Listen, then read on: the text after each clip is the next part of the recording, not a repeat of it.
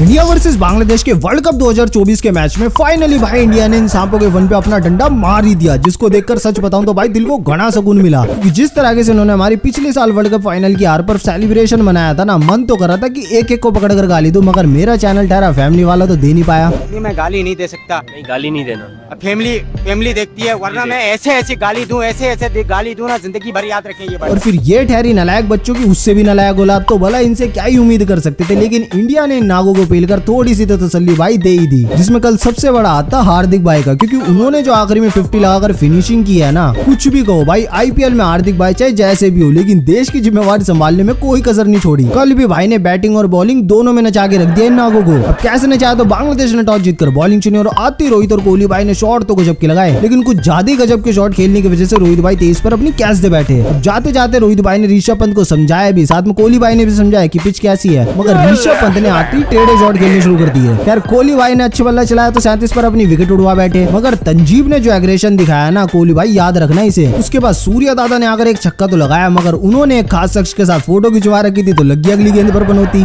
तो साला बहुत नीच आदमी रहे। सांप को देखा और तेरे को देखा तो पहला सांप को छोड़ के तेरे को मारना पड़ेगा। फिर ऋषभ पंत अच्छा खासा बल्ला चला रहे थे, तो रिवर्स स्वीप खेलने की वजह से वो भी कैच दे बैठे, जिसपे कोहली भाई ने फिर से गजब का रिएक्शन दिया। उसके बाद हार्दिक भाई और शिवम दुबे ने मिलकर पिटाई करी, तो शिवम दुबे भी अपनी विकेट उड़वा लिए, मगर फिर हार्दिक भाई ने इन नागों को चौके छक्के पेलकर अपनी 50 पूरी करी और इंडिया के बनवा दिए 196 रन। लेकिन भाई कुछ भी कहो, ये मीम मुझे कल का सबसे तगड़ा मीम लगा। खैर अब इंडिया बॉलिंग करने उतरी तो तंजीद और लिट्टन दास ने थोड़ी साझेदारी तो करी, मगर हार्दिक भाई ने इंडिया को पहली विकेट दिलाई और फ्लो के अंदर रोहित भाई के मुंह से बेंच टॉस बाहर आ गए। अब बुमराह भाई ने तंजीद का एक मौका बनाया तो ऋषभ पंत ने भारी मिस्टेक कर दी, लेकिन फिर कुलदीप भाई ने आकर अपना जलवा दिखाना शुरू किया। पहले तो 10वें ओवर में तंजीद को एलबीडब्ल्यू करके उंगली दिखाई, फिर हृदय को भी एलबीडब्ल्यू किया और फिर शाकिब अल हसन का रोहित भाई को कैच पकड़वा दिया। और उसके बाद रोहित भाई का एक funny stump mic audio record हुआ, जिसमें रोहित भाई ने बोला क्या खेलने देना यार, अभी आया, आड़ा मारने दे, एक आउट हुआ है ना आड़ा मार के। यार फिर बुमराह भाई ने खतरनाक दिख रहे नजमुल शांतो का कैच पकड़वा दिया और अर्शदीप पाजी ने जाकर अली को चलता कर दिया। उसके बाद फिर एक और फनी सीन हुआ, जिसके अंदर रशीद ने एक छक्का मारा, जिसमें बॉल स्टेज के नीचे जाकर घुस गई, तो कोहली भाई भी बॉल निकालने के लिए स्टेज के एकदम अंदर तक घुस गए। उसके बाद बुमराह भाई ने रशीद का रोहित भाई को कैच पकड़वा दिया, जिसपे फिर से कोहली भाई ने फनी रिएक्शन दिया। इसी तरह से आखिरी में जाते जाते अर्शदीप पाजी ने महमदुल्लाह को टुल्ला मारकर इंडिया को मैच जिता दिया पूरे 50 रनों से।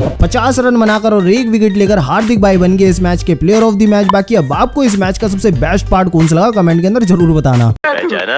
तेरे बाप का बाप हूँ मैं, दादा।